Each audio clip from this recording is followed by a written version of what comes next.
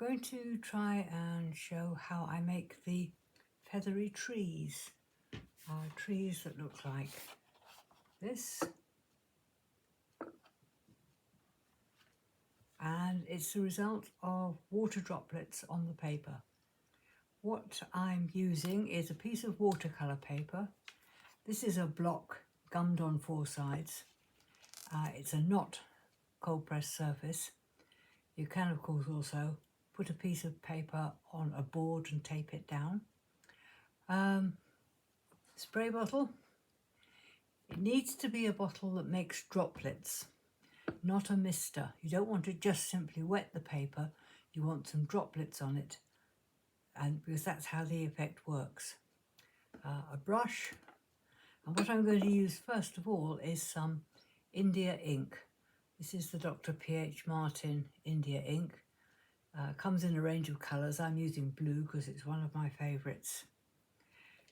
You can mix the India ink with water if you want a pale trees, like for instance if you want them in the background, or you can use it neat. You can also, if you don't like that particular colour, mix it with some watercolour. It mixes quite well and it doesn't affect the way it works on the paper. So what you need to do is to spray the paper, and this produces the right kind of droplets. If you're using a big piece of paper, don't spray all of it at once. But this is quite a small piece, so I'm just going to give it a light spray all over. And then I'm going to use a brush, although you can use a pen if you prefer. Put some on the brush and just run it up the page. And you can, with any luck, see what's happening. Wherever it encounters the water, it's starting to spread out. Doesn't do it immediately, sometimes you have to wait a moment. If you want it a bit darker, just feed some more pigment into the main line here and let it spread out that way. And if you're making trees, you can just decide where do you want the branches to go. And again, give it a minute to spread out. The ink won't go anywhere where there isn't water.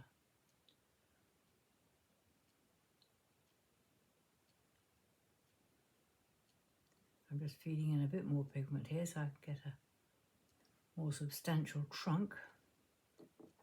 And come up here. This starts to dry quickly. You don't have a lot of time to work on it. So I will just do some here and try to get the different kinds of feathery effects. It's not something I can control. Depends on the paper, how much ink I've got on the brush. You can use a pen if you prefer.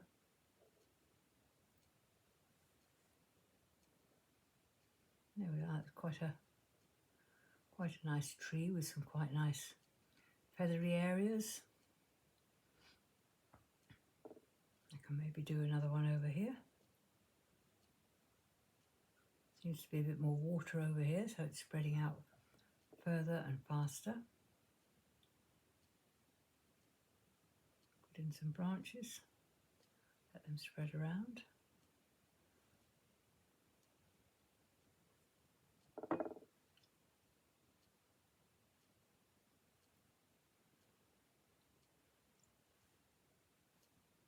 And again, you haven't got very long to get this feathery effect in. Once the tree's drying or dried, you can go back and put in some dry brush marks if you want those. If you think that the tree has dried a bit too much, like I think this one has here up at the top, you can just give it a very light spray. And that will make it a bit feathery again. Don't put too much water on with the spray or it'll just sort of turn into a blue puddle. And again, if you want to make it darker, just feed some more pigment in.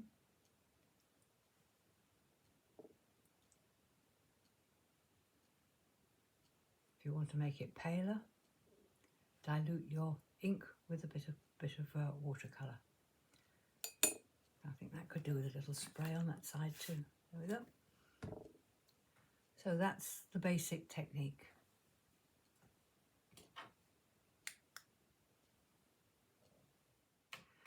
This is hot press paper.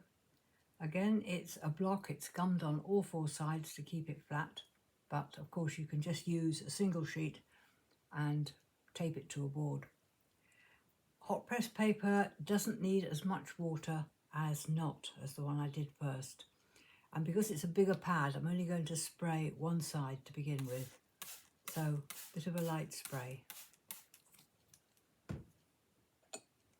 Then again, taking some of the blue India ink and just running a line up, and you can see you get wonderful effects straight away. Hot press paper produces different, I actually prefer it, it's much more interesting, much more intricate designs than the knot surface I used at first.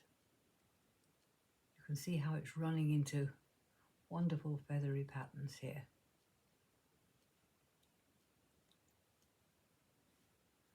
And again, if you think it's too pale somewhere, just feed in a bit of extra pigment, starting by putting it on the main line that goes up and then just letting it run out into the sides. And if you want it paler, just dilute your ink with a bit of water. If you don't like the colour, but you want a blue, then you can mix the blue ink with some watercolour. This one's very nice mixed with a bit of indigo.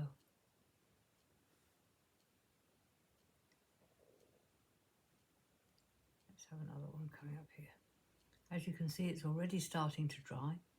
You don't have very long to get the maximum kind of effects. And as before, if it's gone a bit too dry but you want it to be feathery, give it a very light spray.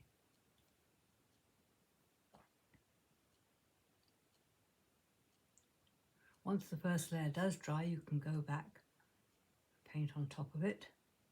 You can either paint watercolour on top of it or some more ink on top of it, or just put in a darker version of itself on top of it and get some more depth into the drawing.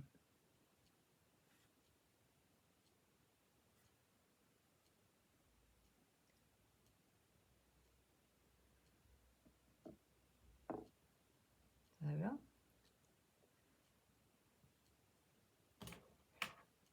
Right, now I'm going to do one in watercolour. I've mixed up some Payne's Grey. And again, this is the knot paper. So just giving it a spray. With watercolour, it's quite tricky to get a consistency that works well, which is why I prefer ink. You can just use it straight out of the bottle. But actually, that's not too bad today. So this is Payne's Grey going on here. Getting some rather nice thorny effects. Just Payne's Grey and water. I haven't put any ink or anything into it. Again, if you want it paler, add some more water.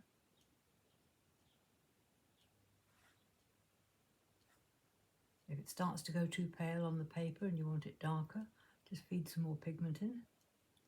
But again, you haven't got a lot of time to work getting this feathery effect. As soon as the droplets start to dry, it starts to disappear.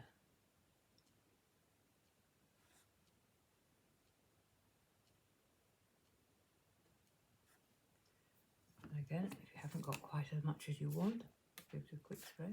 Very light spray here. Do another tree over here.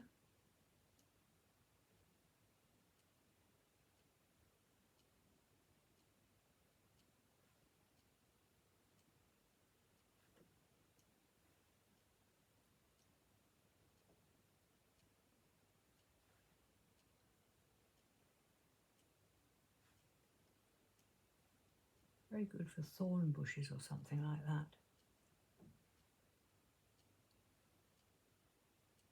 I didn't invent this technique. I actually learned it off somebody else, but I have developed it quite a bit since I first learned it.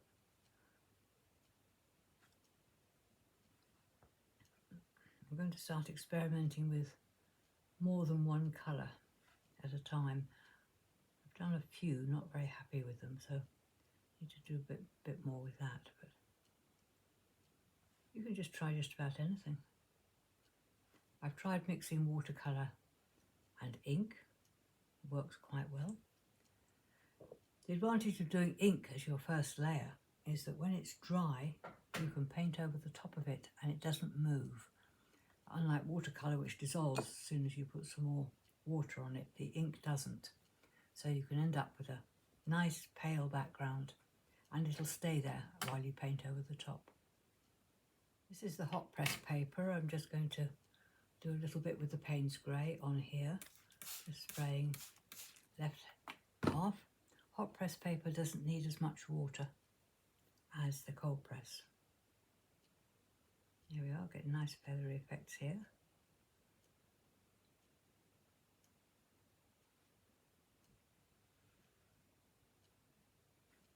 You can never really predict what's going to happen when you start doing this. It's part of the fun of it. You can think that you're going to produce something you're planning on, and then it just suddenly starts to go its own way, and that's much more interesting when it does that.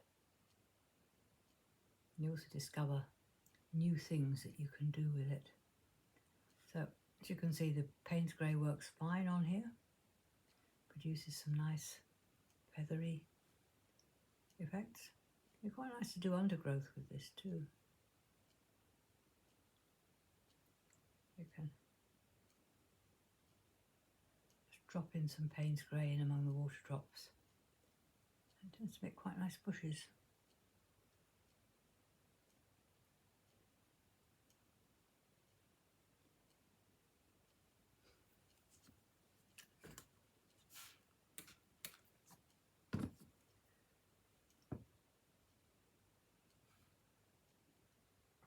The most effective, I have found, if what you're after is the feathery kind of effect, the most effective is undiluted ink, maybe with a bit of water if you like, on hot press paper.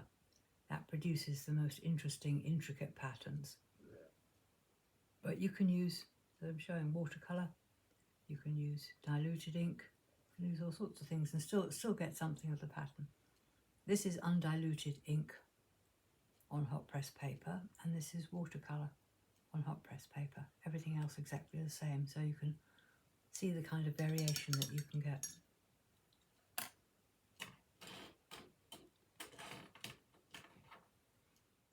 Here are some of the paintings that I've done or started. This is a start really. This is purple India ink on hot press paper, and I've not diluted it, so it's fairly dark in colour.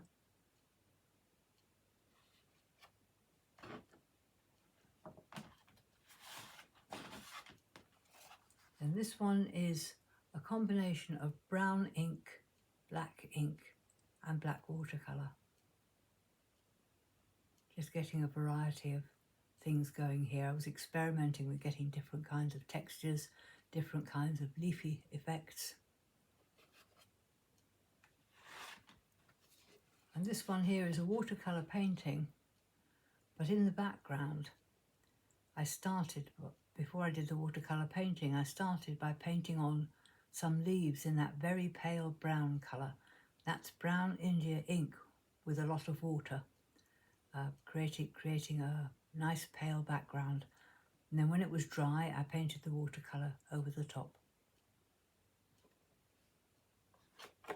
Well, that's it. That's the end of what I wanted to show you. So hope you have fun trying it, and I'd love to see some of your results.